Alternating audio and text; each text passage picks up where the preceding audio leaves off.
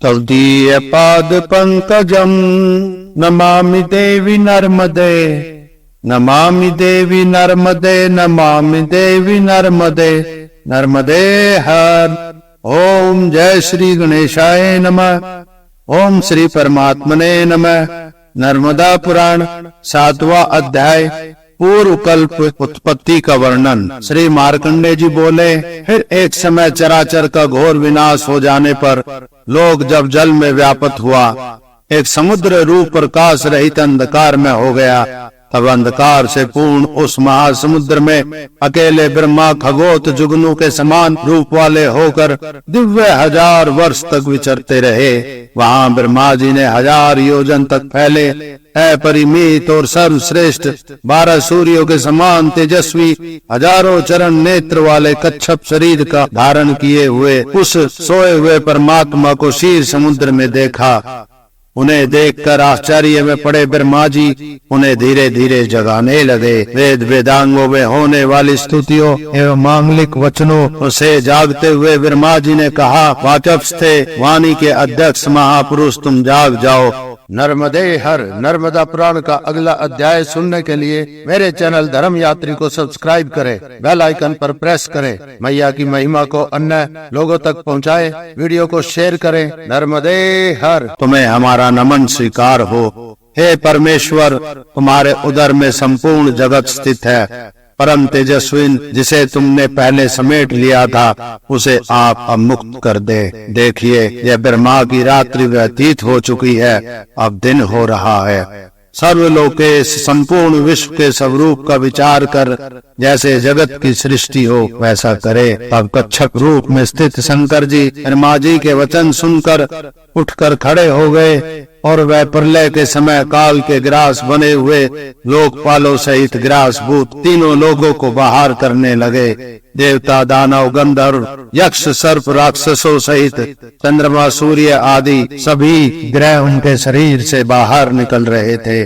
पश्चात भगवान शंकर ने समुद्र में सब जगत का यथा योग्य विभाग कर विशाल पाषाण एवं जल से पूर्ण नदी तालाब में समुद्र वृक्ष औषधि तथा स्वल्प जलाशयों से परिपूरित पृथ्वी को श्रेष्ठ हिमालय पर्वत तथा श्वेत पर्वत को और सुमनत शिखर वाले महाकौशल के साथ ही अन्य पर्वतों को देखा। जम्बू द्वीप, कुशद्वीप, कोंस, शालमली, पुष्कर, लक्ष और शाक द्वीपों को तथा लवण, ईख, सर्पी, धरत, दधी, क्षीर, सुरा आदि पूर्ण समुद्रों को एवं महापर्वत लोकालोक को भी आपने सामने देखा। 4 योनियों से युक्त चराचर जगत को भी परमेश्वर ने युग के अंत में स्पष्ट निकलते देखा। प्रभु ने बिखरे हुए शैल शिखरों में जो नदी तालाब हीन थे, वही असंख्य तरंगों से चंचल जल वाली विविध भावरों से भरपूर अनेक औषधि लताओं से विकसित विभिन्न कमल और शिलातलों से व्यापक अनेक विचित्र जाति वाले हंस, सारस आदि पक्षियों से शब्दायमान मछली, मछुआ आदि जल जीवों से पूर्ण दिव्य माया रूप वाली सुंदर श्यामल मेघ के समान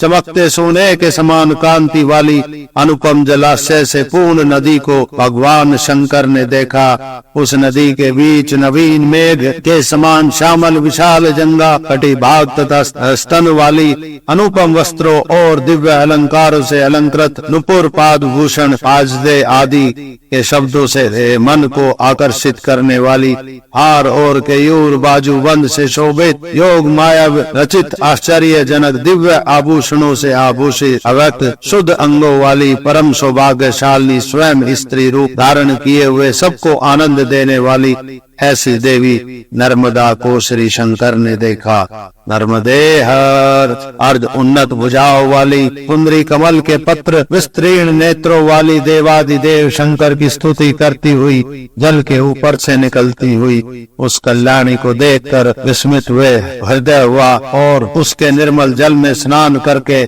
मैं उसकी स्तुति करने में लगा।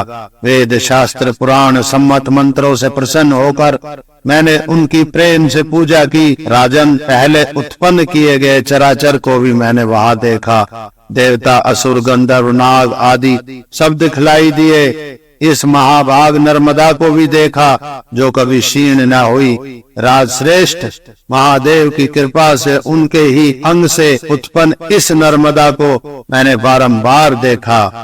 बारंबार देखा, जिसे मैंने तुम्हें बताया। जो श्रेष्ठ ब्राह्मण आदि कुन कल्प में इस प्रादुर्भाव को कथा को पढ़ते हैं और जो विद्वान सुनते हैं वे सब पापों से मुक्त हो जाते हैं। इति श्री 7वां अध्याय संपूर्ण। नर्मदे हर। नेक्स्ट वीडियो के लिए मेरे चैनल धर्म यात्री को सब्सक्राइब करें, बेल आइकन पर क्लिक करें, वीडियोस लाइक और शेयर करें, कमेंट्स करें।